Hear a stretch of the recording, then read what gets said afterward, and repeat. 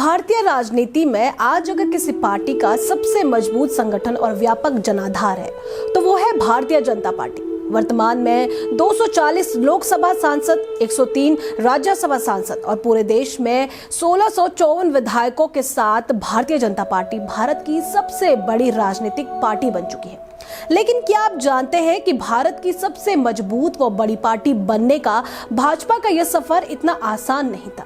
महज 2 सीटों से लेकर पूर्ण बहुमत के इस सफर में कई दिलचस्प मुकाम देखने को मिले और आज हम भी आपको भाजपा के इसी मुकाम, इतिहास, इसके गठन, विचारधारा और इसके राष्ट्रीय अध्यक्षों की पूरी कहानी विस्तार से बताने जा रहे हैं। नमस्कार, आप देख रहे हैं MATV न्यूज और मैं हूं आपके साथ गीतांजलि सेमवाल। भाजपा ये वो पार्टी नहीं है जो अखबारों से, टीवी स्क्रीन की चमक से पैदा हुई हो। भाजपा ट्विटर हैंडलों और यूट्यूब के चैनलों से पैदा नहीं हुई है। ये भाजपा अपने कार्यकर्ताओं के त्याग, तपस्या से बनी हुई है।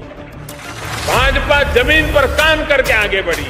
भाजपा गांव में, खेत खलिहानों में गरीबों के साथ कंधा से कंधा मिलाकर दब करके आगे बढ़ी। इसी के लिए भाजपा कार्यकर्ता दिन रात दौड़ता है, भागता है, काम करता है। वो रुकता नहीं है, थकता नहीं है, झुकता भी नहीं है।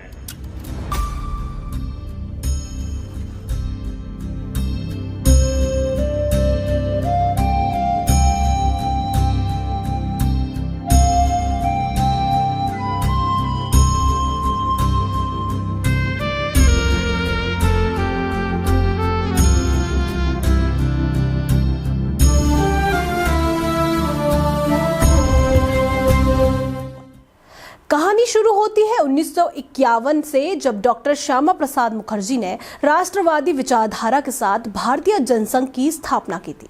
6 जुलाई 1901 को कोलकाता में जन्मे डॉक्टर मुखर्जी पेशे से एक प्रख्यात शिक्षाविद, वकील और स्वतंत्रता सेनानी थे।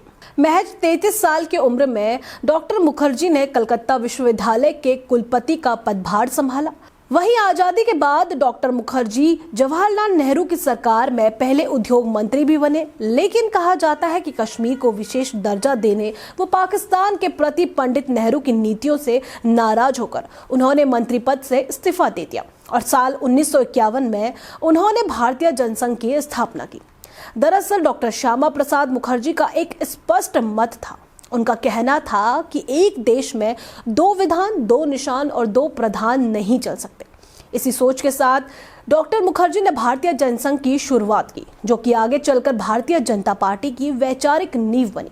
भारतीय जनसंघ की इस कहानी में 1953 एक बुरा साल साबित हुआ। इस साल कश्मीर जाते समय डॉक्टर श्यामा प्रसाद मुखर्जी की गिरफ्तारी हुई और रहस्यमयी परिस्थितियों में उनकी मृत्यु हो गई। हालांकि सरकारी दस्तावेजों में मौत का कारण हार्ट अटैक बताया था, लेकिन डॉक्टर मुखर्जी के परिवार ने इसे एक षड्यंत्र करार दिया था। हालांकि डॉक्टर श्यामा प्रसाद मुखर्जी की मौत के बाद पंडित दीनदयाल उपाध्याय ने जनसंघ की जिम्मेदारी संभाली, लेकिन 11 फरवरी 1968 को उनका भी निधन रहस्यमयी परिस्थितियों में हुआ। जनसंघ की विचारधारा को जीवित रखने का पूरा दायित्व अब अटल बिहारी वाजपेयी और लाल कृष्ण आडवाणी के कंधों पर आ गया था। उन्होंने भी हार न मानते हुए इस राष्ट्रवादी विचारधारा को आगे बढ़ाया।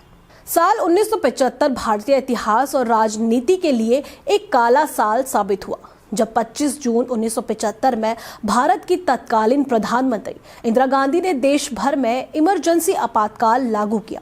इमरजेंसी लगते ही विपक्ष के बड़े बड़े नेताओं को जेल में डाला गया। इन नेताओं में अटल बिहारी वाजपेयी, लाल कृष्ण आडवाणी, नानाजी देशमुख जैसे कई बड़े नेता शामिल थे। वाजपेयी और आडवाणी ने लगभग 21 महीने जेल में बिताए। हालांकि इस दौरान विपक्ष के नेताओं को एहसास हुआ कि अगर कांग्रेस को हराना है तो एक होना पड़ेगा। इस दौरान देश भर में विपक्षी दल एकजुट हुए। इसी क्रम में वर्ष 1977 में कांग्रेस को सत्ता से हटाने के उद्देश्य से जनता पार्टी का गठन हुआ। इस पार्टी में भारतीय जनसंघ, समाजवादी दल, कांग्रेस और लोक दल शामिल थे। जनता पार्टी सरकार में अटल बिहारी वाजपेयी, लाल कृष्ण आडवाणी और मुरली मनोहर जोशी जैसे नेताओं ने महत्वपूर्ण भूमिका निभाई। 1977 में इमरजेंसी खत्म हुई और इलेक्शन हुए तो इंदिरा गांधी हार गई और मोरारजी देसाई के नेतृत्व में देश में पहली बार नॉन कांग्रेस सरकार बनी और अटल बिहारी वाजपेयी देश के फॉरेन मिनिस्टर बने। हालांकि जल्द ही जनता पार्टी के भीतर वैचारिक मतभेद उभर आए। जनसंघ से आए नेताओं की आरएसएस से दोहरी सदस्यता को लेकर विवाद खड़ा हुआ और समाजवादी धड़े से इसे स्वीकार नहीं किया। इस विवाद ने जनता पार्टी को कमजोर किया और बाद में सरकार गिर गई। सरकार गिरने के बाद जनसंघ पृष्ठभूमि के नेताओं ने 6 अप्रैल 1980 को भारतीय जनता पार्टी की स्थापना की। बीजेपी के पहले अध्यक्ष अटल बिहारी वाजपेयी बने। 25 दिसंबर 1924 को शिंदे की छावनी में जन्मे वाजपेयी के पिता कृष्ण बिहारी वाजपेयी ग्वालियर में अध्यापन करते थे और वे हिंदी व ब्रज भाषा के कवि भी थे। अटल जी ने ग्वालियर के विक्टोरिया कॉलेज से बीए और कानपुर के डीएवी कॉलेज से राजनीति शास्त्र में एमए की परीक्षा प्रथम श्रेणी में उत्तीर्ण की। उन्होंने एलएलबी की पढ़ाई भी प्रारंभ की, लेकिन उसे बीच में ही छोड़कर पूरी निष्ठा से राष्ट्रीय स्वयंसेवक संघ के कार्य में लग गए। उनके नेतृत्व में बीजेपी ने खुद को एक मध्यम मार्गी पार्टी के रूप में प्रस्तुत किया जो उग्र राजनीति से दूर थी।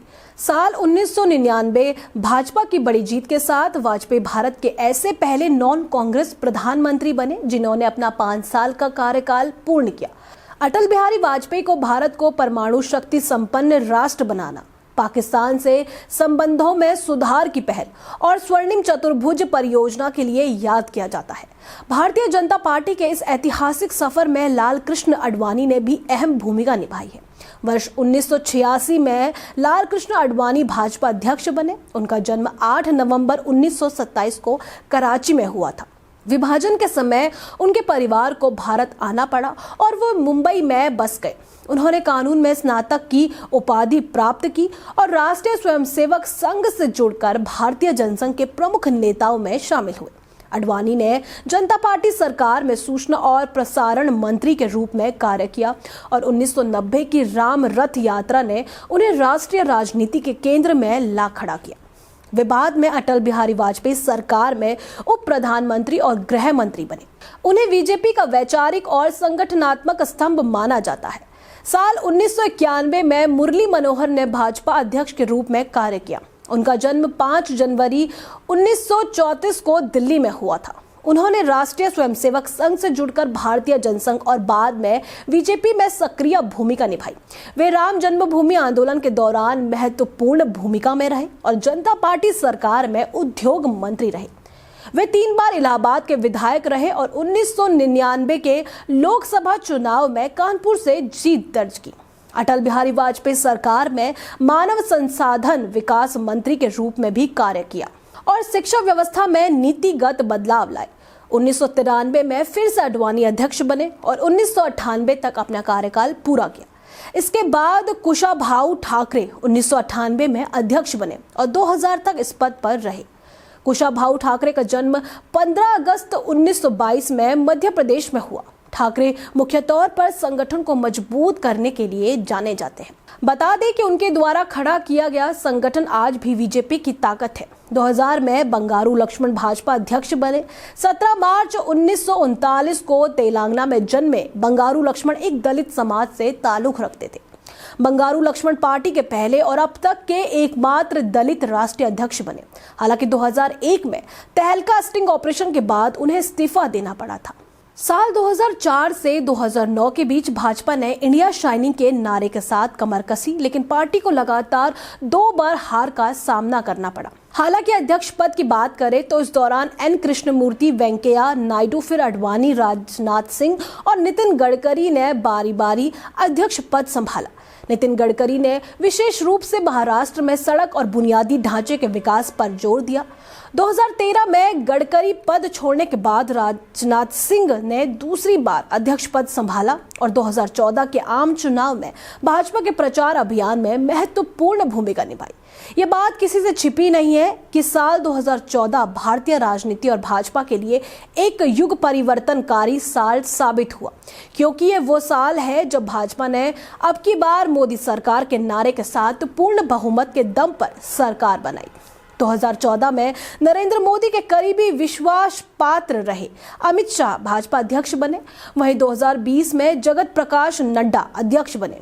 नड्डा ने पार्टी के भीतर धीरे धीरे नेतृत्व संभाला और संगठन को मजबूत किया। दिसंबर 2025 में नितिन नवीन को पार्टी कार्यकारी अध्यक्ष बनाया गया, जो वर्तमान तक इस पद पर है।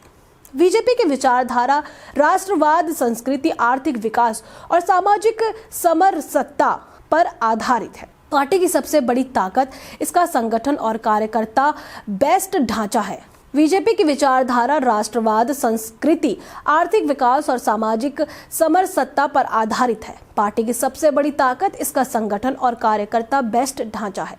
बीजेपी ने देश को 2 प्रधानमंत्री अटल बिहारी वाजपेयी और नरेंद्र मोदी और कई राज्यों के मुख्यमंत्री देकर गौरवान्वित किया। यह साबित करता है कि अगर पार्टी के कार्यकर्ताओं में जज्बा और संगठन मजबूत हो तो कोई भी मुकाम असंभव नहीं। ऐसी ही और जानकारी के लिए बने रहिए हमारे साथ।